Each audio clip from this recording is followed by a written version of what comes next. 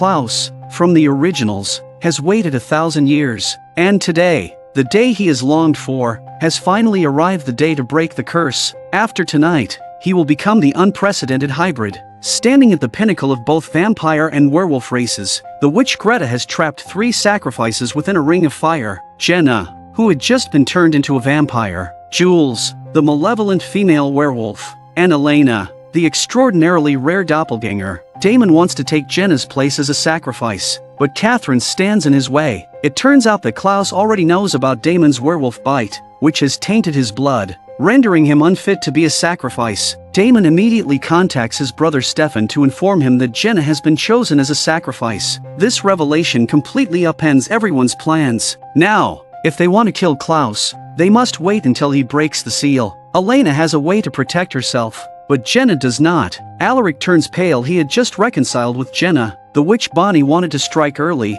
but Stefan stopped her. Bonnie was their trump card and couldn't be exposed too soon. Stefan plans to trade another vampire for Jenna, confident that Klaus will agree. Maybe.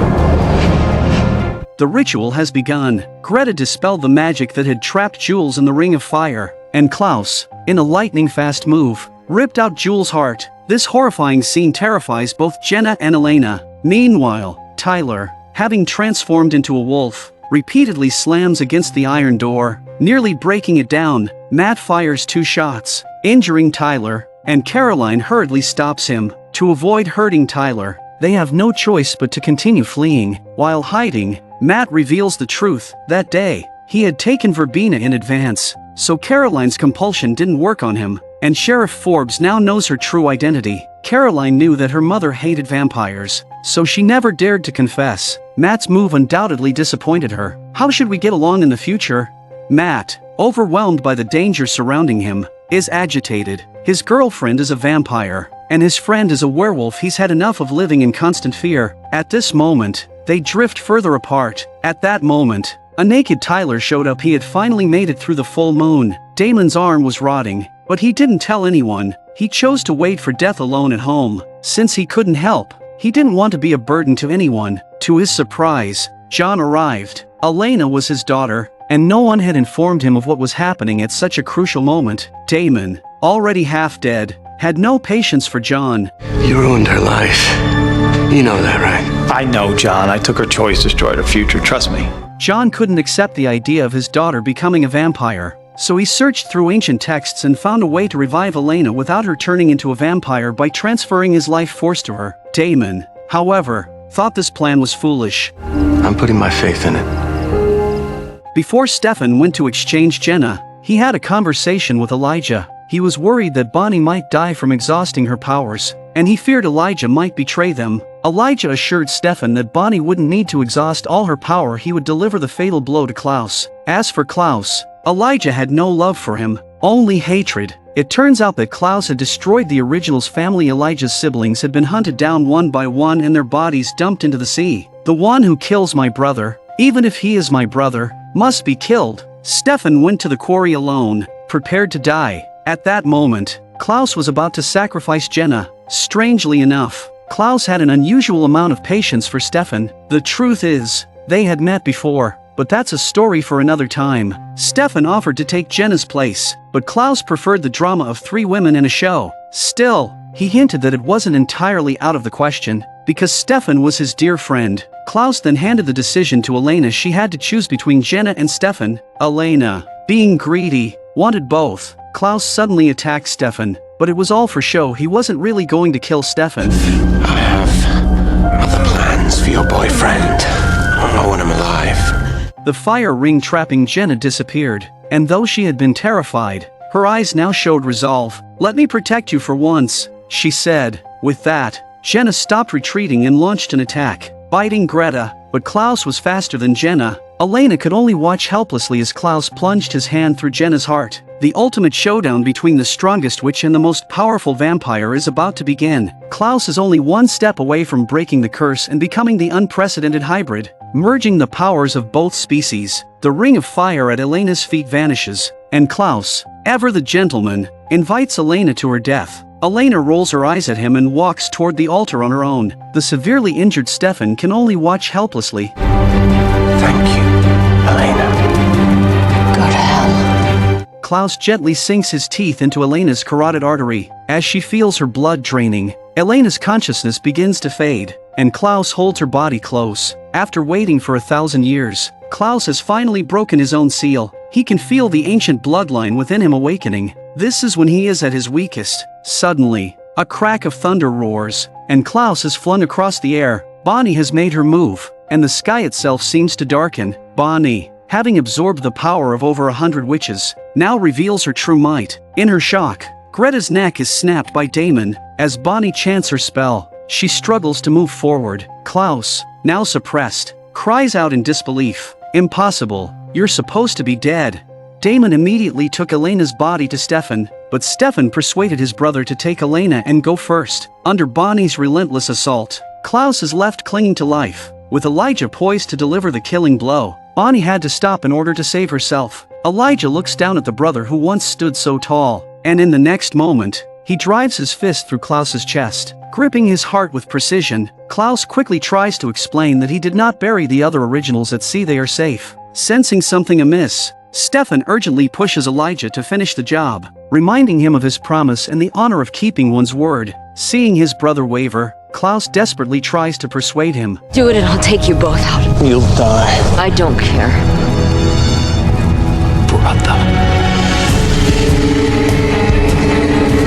I'm sorry. Elijah, who has always believed in honesty, has finally broken his promise. Klaus is taken away by Elijah, and their plan to kill him falls apart. As dawn breaks, Alaric and Jeremy grow increasingly anxious. They've been trapped in the witch's burial ground by Bonnie's spell. John, meanwhile, quietly finishes writing a letter and entrusts it to Jeremy for Elena. Just then, Damon returns with Elena's body. Knowing she never wanted to become a vampire, he can only hope that John's method works. When Alaric asked about Jenna's whereabouts, Damon just shook his head. Finally, John appears, taking one last look at Elena before resolutely walking outside. Last night, John had asked Bonnie to cast a spell, transferring his life force to Elena.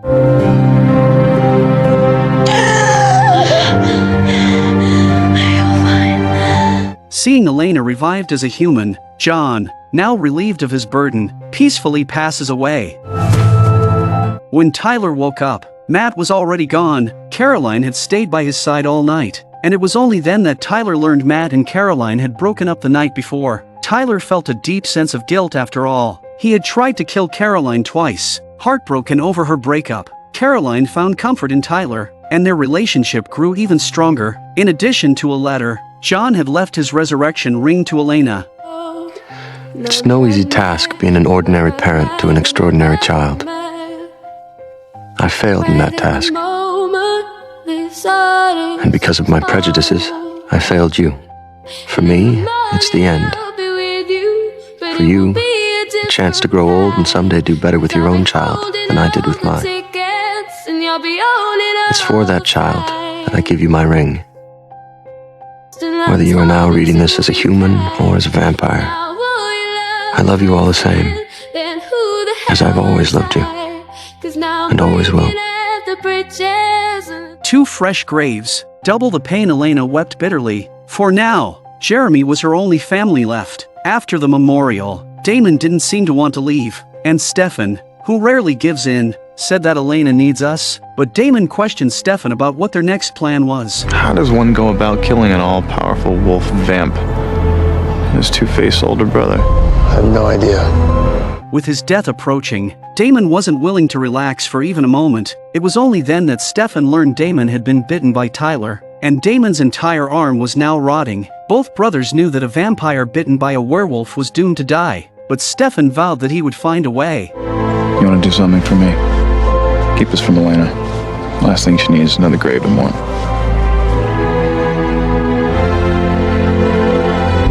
Damon slowly opened the curtains to let the sunlight bathe him. Protected by his daylight ring, he had no fear of the sun, but then Damon removed the ring, allowing the sunlight to burn him. The werewolf bite meant certain death, but it was being hated by the girl he loved that made him want to end his life early. Just this morning, Damon wanted to ask Elena for forgiveness before he died. Elena, unaware that Damon had been poisoned by a werewolf, still couldn't forgive him for trying to turn her into a vampire. I need it. And I need some time.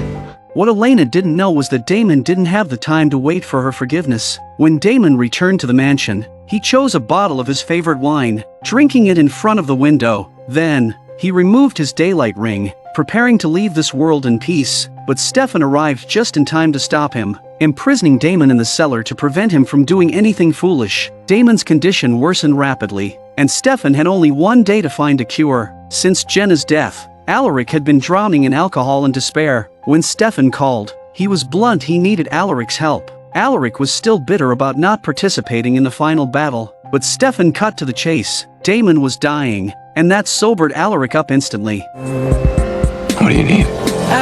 In the cellar, Damon's mind began to slip. He could no longer distinguish reality from dreams. He saw Catherine, the woman he had yearned for over 145 years, dressing in front of a mirror. Suddenly, Elena appeared in the dream as well, urging Damon that Catherine was only toying with him. Damon jolted awake. At that moment, Alaric arrived, following Stefan's instructions to take care of Damon. "Brother, let's have one more drink together." But after finishing his drink, Damon suddenly grabbed Alaric by the throat, begging him to end his life. Alaric, prepared for this, injected Damon with a syringe of vervain. Don't give up hope until the very last moment. As Damon lost consciousness, he whispered Elena's name. Meanwhile, Stefan sought out Bonnie for help. Bonnie had to turn to her ancestors for help. The spirit of Emily possessed Bonnie and told Stefan that life and death are part of the natural balance.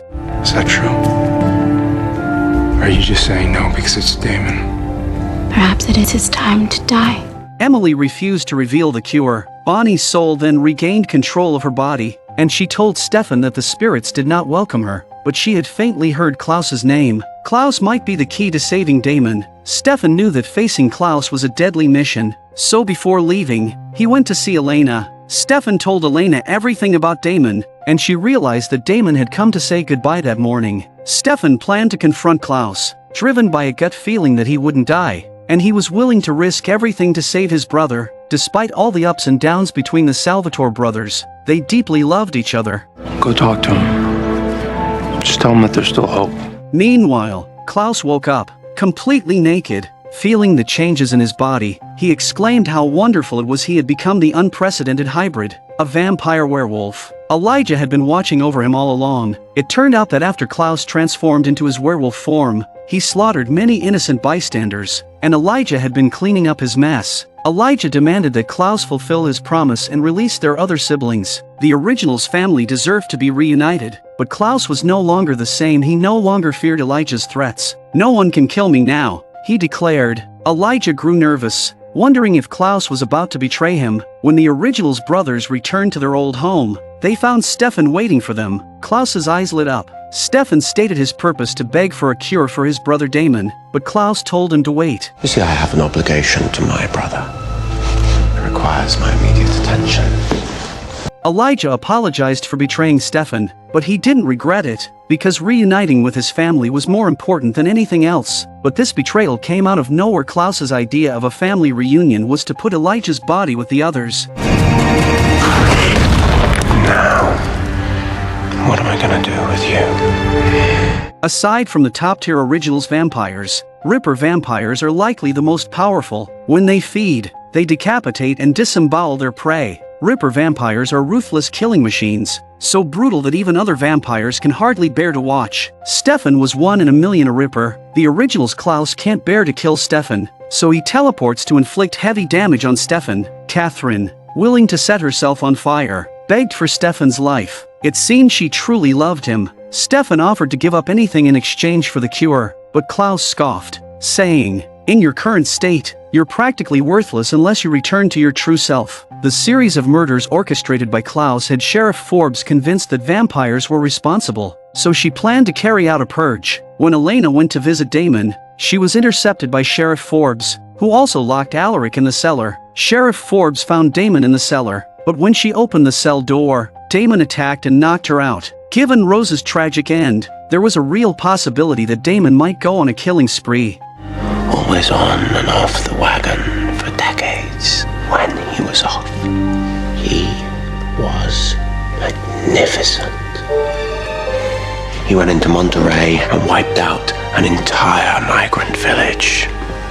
A true Ripper. The crazy vampire Klaus mentioned was the former Stefan, which was Stefan's most unbearable past. To recruit Stefan, Klaus felt it necessary to demonstrate the cure. He ordered Catherine to step forward, then bit into her wrist. The wound began to rot at a visible rate. Klaus then fed Catherine his blood, and the rotting wound miraculously healed. There it is. Klaus placed a small vial of his own blood before Stefan and demanded that he drink human blood to unleash the nature he had suppressed for so many years. Desperate to get the cure, Stefan had no choice but to drink one blood bag after another.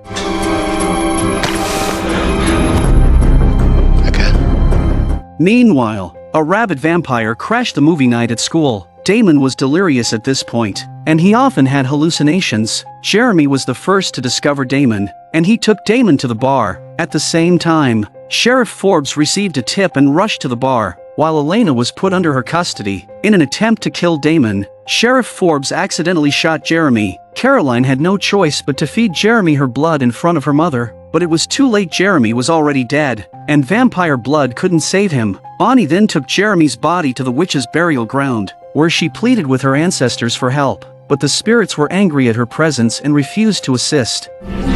Well, they have to. He said there'll be consequences. Well, he's just a kid. Tell him to shut up. Bonnie chanted loudly, begging the ancestors for a miracle. The candles flickered, the ground shook, and blood began to pour from Bonnie's nose and mouth. The whispers of the dead grew louder, and more piercing accusations, curses, sighs, all blending into chaos. Bonnie fell into despair and called out desperately for Emily's name. Suddenly, the candles went out, the world fell silent, and the voices vanished. Bonnie thought the ancestors had abandoned her too. Just as she was crying, Jeremy in her arms suddenly came back to life. Perhaps it was her declaration of love that moved the ancestors to grant this miracle, but what Bonnie didn't realize was that by forcibly resurrecting Jeremy, she had disrupted the balance of nature.